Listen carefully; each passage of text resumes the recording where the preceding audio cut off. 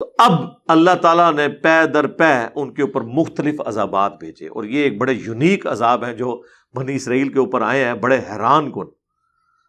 کیا ہے؟ آپ ذرا یہ گنتے جائیں کون کون سے عذاب آئے ہیں۔ فَأَرْسَلْنَا عَلَيْهِمُ الطُّوفَانَ، طوفان کا عذاب آیا۔ اب ریگستانی علاقوں کے اندر طوفان کا عذاب آئے اور اتنے بڑے بڑے ریت کے پہاڑ، ان کے نیچے آپ کے مکان دب جائیں، جو کھانے والی چیزیں ہیں اس میں بھی ریت گھس جائے، اور جھکڑ کی وجہ سے آپ کا جو فصل والا معاملہ ہے، ہلکی سی لو چلتی ہے، کہتے ہیں نہیں اس دفعہ وہ پھول گر گئے اور آم کی پیدائش اچھی نہیں ہونی۔ حالانکہ ہمارے پاس تو اور ریسورسز بھی ہیں، جن کے پاس لیونگ ریسورسز ہوں ہی یہ، اور طوفان آ جائیں، ان کے درخت گر جائیں، ان کی کھیتیاں برباد ہو جائیں، تو بہت بڑی آزمائش ہے۔ یہ ان کے اوپر آیا۔ والجراد، اور ٹڈی دل۔ ٹڈی دل کا تو میرے خیال پاکستانیوں کو پتہ چل گیا ہوگا کس طرح وہ فصلیں کھا جاتی ہیں، پوری پوری فصلیں غائب کر دیتی ہیں۔ والقمل، اور جوئیں پڑ جائیں ہر چیز کے اندر، تو رات کو کس نے سونا ہے؟ اگر آپ کے سر کے بالوں میں جوئیں پڑی ہوئی ہوں، آپ کی چارپائی کے اوپر جو ہے وہ یہ ساری چیزیں چڑھی ہوئی ہوں،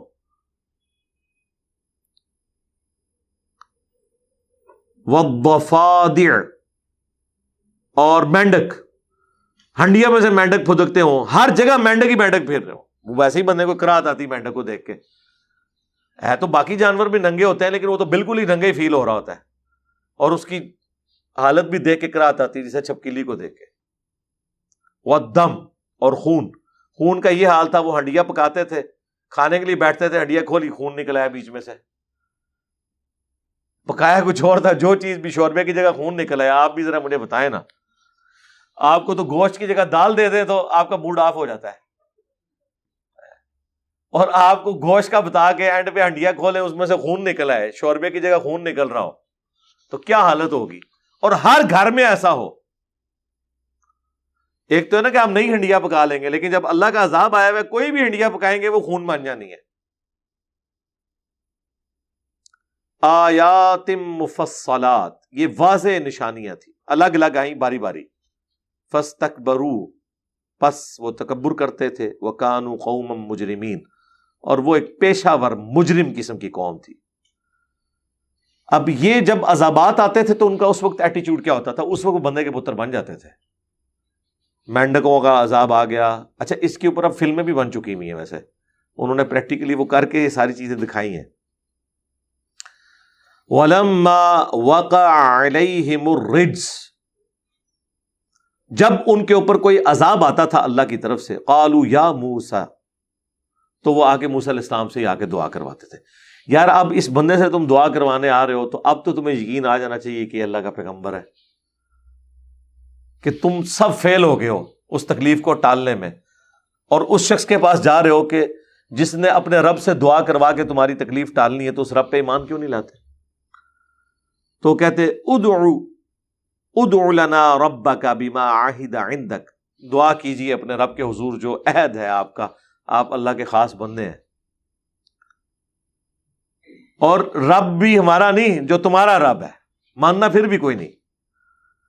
نہ ان کشفت عنا الرجز، کہ اگر یہ تکلیف ہم سے دور ہو گئی نا، لنؤمنن لک، تو ہم ضرور آپ پر ایمان لے آئیں گے، وَلَنُرْسِلَنَّ مَعَكَ بَنِي إِسْرَائِيلَ، اور دوسرا یہ جو آپ بار بار ڈیمانڈ کر رہے ہیں، پہلے دن سے حضرت موسیٰ علیہ السلام کی ایک ہی ڈیمانڈ تھی کہ تم نے ایمان نہیں لانا، جاؤ جہنم میں، لیکن یہ جو 6 لاکھ بنی اسرائیل جو تم نے غلام بنائی، یہ مجھے دے دو، میں ان کو ان کے آبائی وطن شام لے جاتا ہوں۔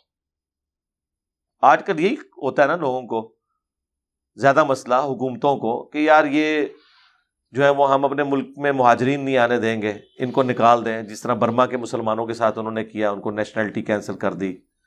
ابھی بھی کئی بنگالی ہیں جو کراچی بیٹھے ہوئے ہیں، ان کو نیشنلٹی نہ پاکستان کی ہے نہ بنگلہ دیش قبول کرتا ہے، یہ بہت بڑا مسئلہ ہے۔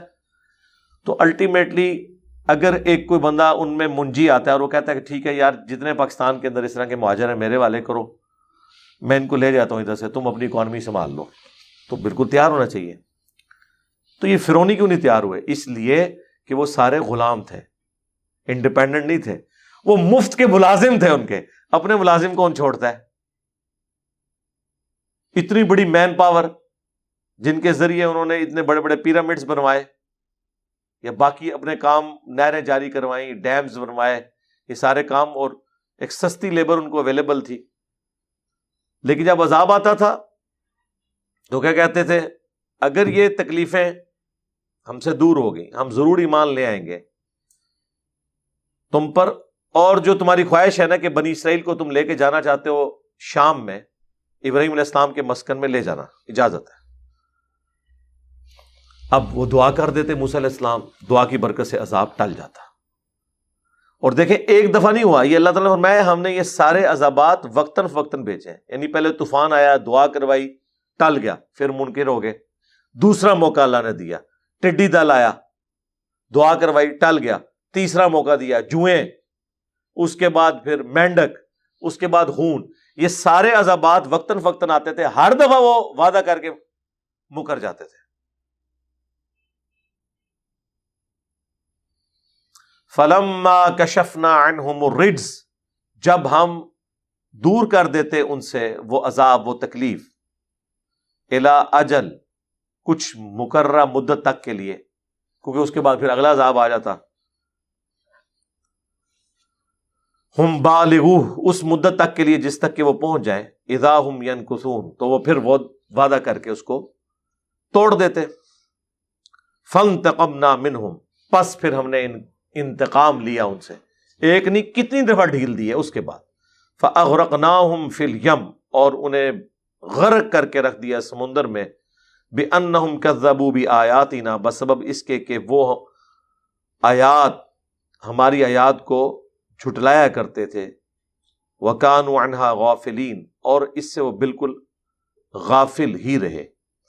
اب یہاں پہ اللہ نے مختصر ذکر کیا ہے، وہ پوری تفصیل سورہ یونس کے اندر آتی ہے کہ جب بنی اسرائیل کو راتوں رات لے کر نکلے حضرت موسیٰ علیہ السلام، تو فرعونیوں نے ان کا پیچھا کیا. اس وقت تو انہیں سمجھ نہیں آئی ہے، ورنہ 6.5 لاکھ کے قریب آپ سمجھ لیں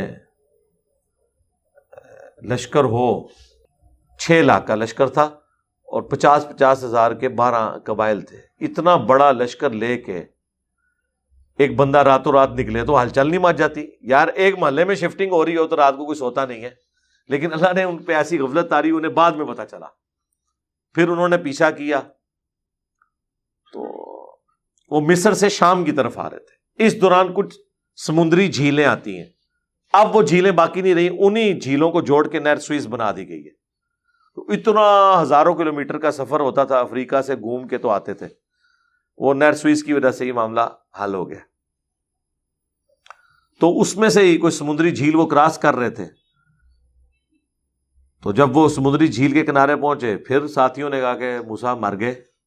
اب موسیٰ علیہ السلام کیا کریں؟ انہیں تو پتہ ہی نہیں تھا کہ یہ عصا سمندر میں راستہ بھی بنا سکتا ہے، اور یقیناً نہیں بنا سکتا تھا جب تک اللہ کا امر کن نہ ہوتا. تو اللہ تعالیٰ ماتا ہم نے موسیٰ کو وحی کی کہ اسی عصا کو مار. اس سے پہلے موسیٰ علیہ السلام یہی سمجھتے تھے کہ یہ کر سکتا ہے. تو راستہ بنا، اس راستے میں سے نکلے یہ بنی اسرائیل. آپ فرعونیوں کی آپ بیوقوفی دیکھیں، اتنا بڑا معجزہ دیکھ کے بھی انہوں نے کوئی عبرت نہیں پکڑی. اور اس سے بڑی بیوقوفی کہ وہ بھی اس میں چل پڑے پیچھے. ادھر سے ہی سمجھ جانا چاہیے تھا کہ تمہاری نظر میں جس جادوگر نے اور ہماری نظر میں معجزے نے، جو سورہ یونس میں آتا ہے کہ 2 بڑے بڑے پہاڑ پانی کے بن گئے دونوں طرف، ظاہر ہے وہ راستہ یوں بنا، ایک کر دکھایا ہے.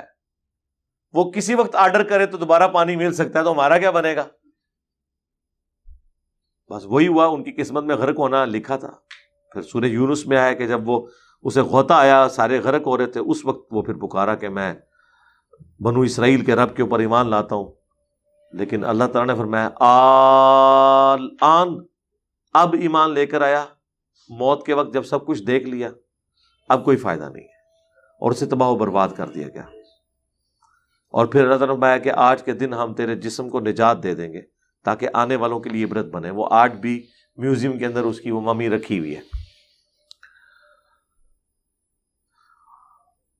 تو اللہ تعالیٰ فرماتا ہے کہ ہم نے پھر انتقام لیا، ان سب کو غرق کر دیا سمندر میں، وہ سمندری جھیل میں. بِأَنَّهُمْ كَذَّبُوا بِآيَاتِنَا، اس لیے کہ وہ ہماری آیات کو جھٹلاتے تھے. وَكَانُوا عَنْهَا غَافِلِينَ، اور اس سے غفلت میں تھے.